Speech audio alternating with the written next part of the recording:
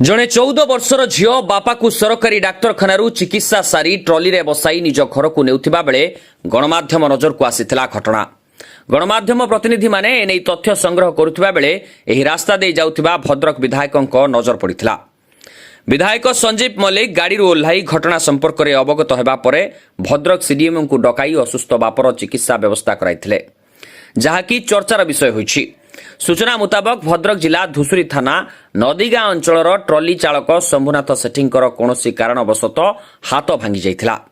तेबे गरीब शंभुंक 14 वर्षर झील बापकू चिकित्सा करिबा पई प्रथमे धामनगर और परे भद्रक मुख्य चिकित्सालय को दीर्घ 35 किलोमीटर रास्ता को ट्रली रे बोही आनिथिला। तेबे 7 दिन परे अस्त्रोपचार हेबा नै डाक्तर परामर्श देवा सह शंभुंकू मेडिकल रु डिस्चार्ज कर दिथिले। अगत्या शंभुंक नाबालिका झीटी बापांक ट्रली रे निज घर नदीगां उद्देश्य बाहरी थिले। तेबे जिल्लापालंक ऑफिस आग देई घर को फेरुथिबा बेले एहा उपरे गणमाध्यम प्रतिनिधिंकर नजर पड़िथिला। छोटिया झीटीए असुस्थ बापकू ट्रली रे बसाई निजे ट्रली चलाई जाउथिबा दृश्य गणमाध्यम प्रतिनिधि मानंकू विस्मित करिथिला। बाप झीओंकू रास्ता रे अटकाई सेमानंक सह कथा हेउथिबा बेले सेही रास्ता देई जाउथिबा भद्रक विधायक संजीव मल्लिक गाड़ी ओह्लाई बाप झीओंक दुख शुणिथिले। केवल शुणी नथिले, तुरंत भद्रक सीडीएम को डकाई घटनार समाधान मध्य कराइथिले।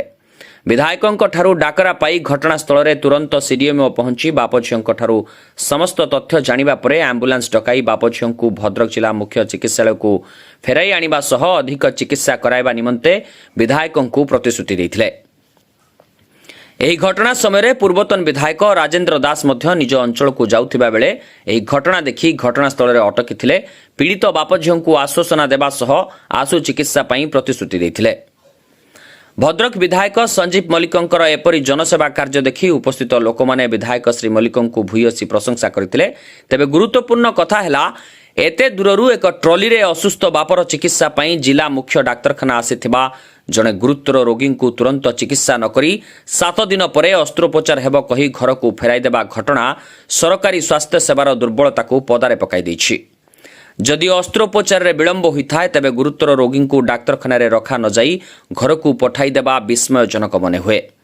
कारण जदि एही घटना गणमाध्यम नजर को आसी न थांता एवं घटनास्थल रे खोद विधायक पहुंची न थांते तेबे नाबालिका झीटी निजर असुस्थ बापकू ट्रली रे बही पुणी 30 रु 35 किलोमीटर रास्ता ट्रली चलाई घर को फेरी जाई थांते, एथिरे संदेह नहीं।